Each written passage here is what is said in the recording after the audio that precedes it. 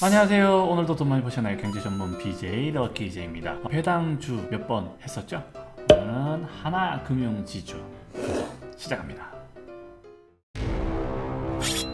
최근에 금융주들이 동시에 많이들 올랐어요. 왜냐면 실적도 좋았고, 그리고 배당에 있어서도 증권주와 금융주가 정말 핫해요. 실적도 좋고 향후 실적도 좀 더 상승할 것으로 예상을 하고, 그리고 뭐 아시다시피 증권주와 금융주는 악재가 딱히 없잖아요. 그런 상황에서 이제 배당이 확실한 부분이 있으니까, 그래서 최근에 좀 핫했어요. 금융주, 증권주 모두 상승을 좀 했었죠. 그래서 제가 화학업종 배당주를 설명을 드릴 때, 화학업종 같은 경우에는 워낙 지금 현재 저평가되어 있기 때문에 제가 먼저 설명을 드렸고, 금융주 같은 경우는 조금 가격이 높았어요. 그래서 제가 좋은 배당주지만 강의를 안 했던 거고요. 지금 뭐 살짝 조정받다가 살짝 다시 반등을 해서 지금 올라간 상황에서 살짝 다시 조정을 받아서 지금 이 시점 기준으로 또는 아래쪽 42,000원의 강력한 지지를 하고 있긴 한데, 여기까지는 조정을 안 받을 것 같다는 생각에 지금 여기서 제가 강의를 준비했습니다. 그럼 먼저 재무제표 보고 시작하겠습니다.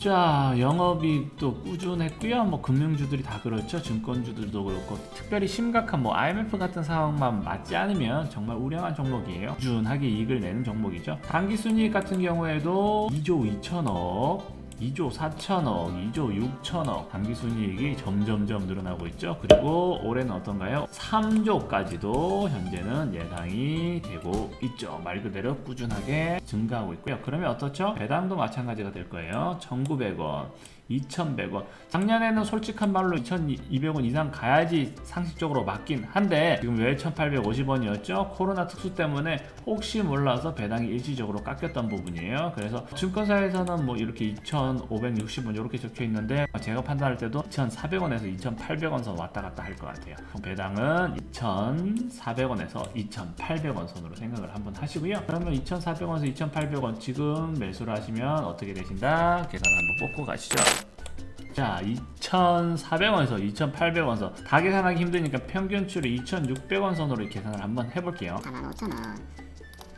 약 5.6% 정도 배당 수익률을 얻을 수 있겠네요. 5.7%면 솔직히 말씀드려서 제가 배당주로 추천드리는 종목 중에서는 배당 수익률이 굉장히 낮아요. 하지만 왜 지금 상황에서 제가 배당을 설명을 드리냐, 하나금융지주. 솔직히 말씀드려서 금융주나 증권주 중에서도 이 종목보다 배당 수익률이 훨씬 높은 거 미리 준비가 되어 있습니다. 하지만 하나금융지주를 제가 지금 상황에서 먼저 미리 언급하는 이유는, 하나금융 같은 경우에는 중간 배당을 꾸준히 해왔었어요. 2015년도도 중간 배당을 했었고, 16년도도 했었고, 17년도, 19년도 꾸준히, 약 19년도에는 500원 정도 배당을 했었네요. 이번에는 꾸준히 중간 배당이 늘어났죠. 그럼 이번에는 얼마 정도 예상이 되죠? 최하 500원에서 약 800원까지, 정말 많게는 1,000원까지도 배당이 나올 수 있다. 배당 기준일은 6월 마지막 날이죠. 근데 그 기준으로 해서 이날만 주식 들고 있으면 되나요? 그렇지 않죠. 항상 영업일 기준 이틀 전에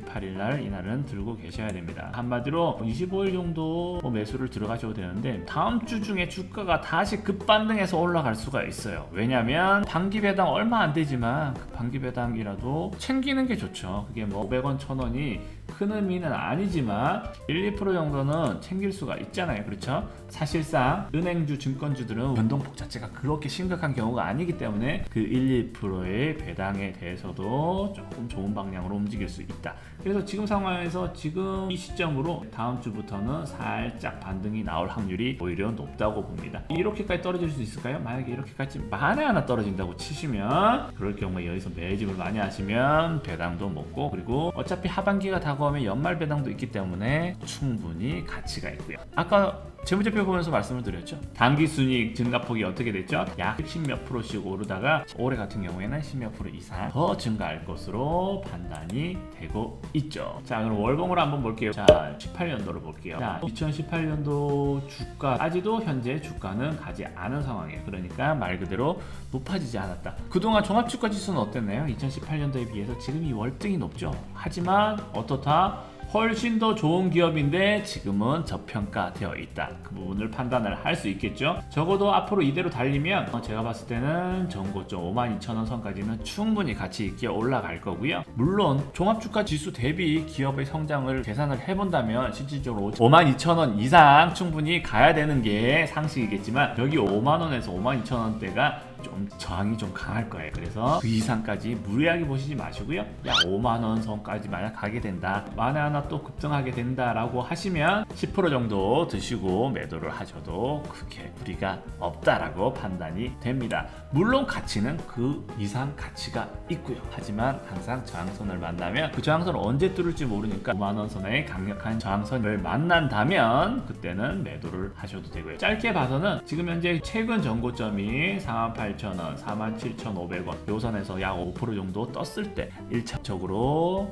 저항선이 또 만날 수도 있다는 부분도 명심을 하시면서 투자를 하시고요. 말 그대로 지금 상태에서는 10% 이상 하락할 확률은 거의 없다. 확률적으로 제가 봤을 때는 1%도 안 된다라고 판단이 되는 종목입니다. 그렇기 때문에 현재 6월 30일 이제 그 기준으로 해서 주가가 반등을 할 확률이 높은 상황이기 때문에 지금 주의 깊게 보시고요. 매수 충분히 하셔서 그리고 연말까지 상황을 좀 지켜보시면 더 좋을 것 같습니다.